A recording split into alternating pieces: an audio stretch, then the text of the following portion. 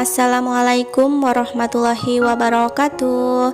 Apa kabar Mams dan juga teman-teman semuanya? Semoga semuanya baik-baik saja ya. Dan alhamdulillah kabar Mami juga baik-baik saja dan sehat. Terima kasih buat yang udah klik video ini. Apabila suka dengan video Mami, jangan lupa untuk tekan tombol like-nya. Dan bagi yang belum subscribe, yuk silahkan tekan tombol subscribe-nya. Dan jangan lupa juga nyalakan bel notifikasinya agar kalian tidak ketinggalan video-video terbaru dari Mami Channel. Cara terbaik untuk menjadi yang terbaik adalah jadilah baik tanpa harus menjelekkan orang lain, dan jadilah benar tanpa harus menyalahkan orang lain. Cukup melakukan kebaikan secara konsisten, dan biarlah waktu yang berbicara kepada kita. Majulah tanpa harus menyingkirkan, dan terbanglah tanpa harus menjatuhkan. Dan langsung saja pada kesempatan kali ini, Mami akan share video membahas bagaimana cara cepat melunasi hutang di masa pandemi ya Mam. Dan nanti Mami juga akan menjawab pertanyaan dari salah satu pertanyaan yang sudah masuk melalui DM Instagram. Di saat kita harus menghadapi pandemi yang berkepanjangan ini, tentu banyak sekali dampak yang kita rasakan bersama ya Mam, terutama pada kesehatan fisik dan juga kesehatan mental. Untuk itu kita harus selalu menjaga pola hidup sehat dengan selalu mengkonsumsi makanan yang sehat untuk menjaga imunitas tubuh. Dan yang paling penting, kita harus perbanyak beribadah dengan cara mendekatkan diri kepada Allah agar hati dan juga pikiran kita tenang dan dijauhkan dari keburukan serta wabah yang berkepanjangan ini. Semoga segera hilang ya Mam. Amin amin ya robbal alamin. Dan selain itu, dampak yang kita rasakan juga terjadi pada sektor ekonomi keluarga. Apalagi ketika sebelum pandemi kita itu sudah terlanjur mengambil pinjaman, lalu tiba-tiba harus kehilangan pekerjaan atau mengambil pinjaman karena dampak dari pandemi ya Mam. Dan yang namanya hutang akan tetap menjadi hutang dan juga beban ya Mam. Dan di sini ada beberapa alasan kenapa sih hutang tidak cepat lunas. Bisa jadi yang menjadi penyebab utama adalah karena pola pikir kita sendiri. Kenapa bisa begitu? Karena terkadang kita itu berpikir kalau tidak berhutang kita tidak bisa membeli sesuatu yang kita inginkan. Dengan pola pikir yang seperti itu, akhirnya membuat berhutang menjadi sesuatu yang bikin ketagihan. Jadi kalau sudah berhutang sekali, jadi pengen berhutang lagi, dan berhutang lagi. Jangan sampai kayak gitu ya Mam. Karena hutang itu cuma ngangenin di awal aja, tapi selanjutnya itu bikin pusing ya enggak? Lalu alasan yang kedua adalah karena kebiasaan. Seperti yang Mami katakan tadi ya, karena dilakukan secara berulang-ulang, maka akan menjadi sesuatu kebiasaan yang sulit untuk kita rubah. Seperti itu ya Mam. Lalu alasan yang ketiga, ini sebenarnya sering banget ya kita lakukan. Jadi kita itu menganggap bahwa hutang itu adalah masalah sepele. Bisa jadi kalau hutangnya itu cuma sedikit atau masih sedikit, itu masih bisa kita atasi ya Mam. Tetapi kalau kita sudah menganggap hal itu adalah hal sepele, bisa-bisa kita kebablasan karena cara berpikir kita, nanti juga gampang bayarnya, nanti habis gajian aku bayar kok, seperti itu ya Mam. Tapi kita tidak tahu ya Mam, kedepannya itu akan seperti apa. Jadi lebih baik kita antisipasi saja dari awal. Lalu selanjutnya di sini Mami tuliskan langkah yang harus dilakukan agar hutang cepat lunas ya Mam. Yang pertama, kita harus mampu merubah pola pikir.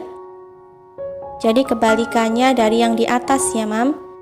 Jadi apabila kita menginginkan sesuatu, langkah yang harus kita lakukan adalah dengan cara kita menabung terlebih dahulu ya, Mam.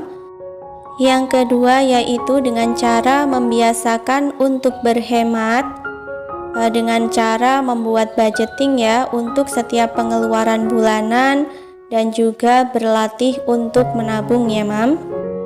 Langkah yang ketiga agar hutang segera lunas yaitu dengan cara memotong pengeluaran, misalnya untuk budget seperti jalan-jalan dan juga jajan di luar, apalagi saat ini adalah kondisi pandemi ya, Mam.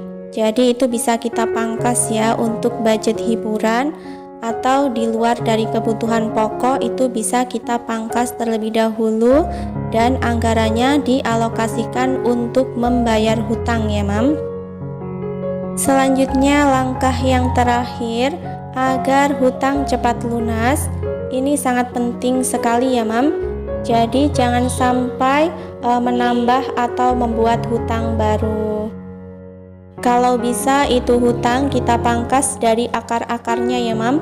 Misalnya hutang pinjol atau kartu kredit atau hutang bank dengan bunga besar. Nah itu harus kita bayarkan terlebih dahulu ya, biar nantinya tidak berat di kemudian hari. Selanjutnya di sini Mami akan buat rincian keuangan menjawab pertanyaan dari Bunda Rania dengan 2 orang anak dan untuk tempat tinggalnya berada di Kota Malang ya, Mam.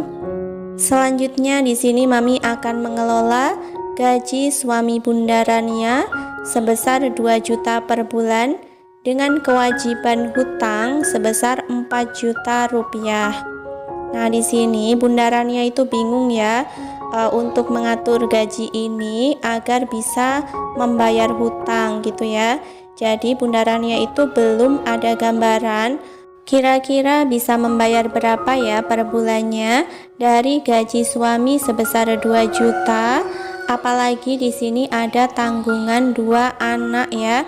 Yang satunya itu masih bayi dan yang satunya lagi sudah mau masuk TK ya, Mam. Dan di sini sudah Mami tuliskan untuk gaji suaminya sebesar 2 juta. Lalu untuk kebutuhan anak, untuk susu formula dan juga pampers, di sini Mami anggarkan sebesar 250.000 per bulannya ya, Mam. Selanjutnya di bawah Mami tulis sisa gaji ada 1.750.000. Dan selanjutnya di sini Mami akan buat rincian kebutuhan terlebih dahulu. Yang pertama untuk membeli beras dan juga gas, Mami anggarkan sebesar 170.000 ya, Mam. Yang kedua untuk listrik Mami anggarkan sebesar 100.000. Lalu untuk air Mami anggarkan sebesar 70.000. Belanja bulanan sebesar 180.000. Kuota internet sebesar 50.000, lalu untuk bensin sebesar 100.000, dan yang terakhir untuk biaya makan sebesar 400.000 per bulannya.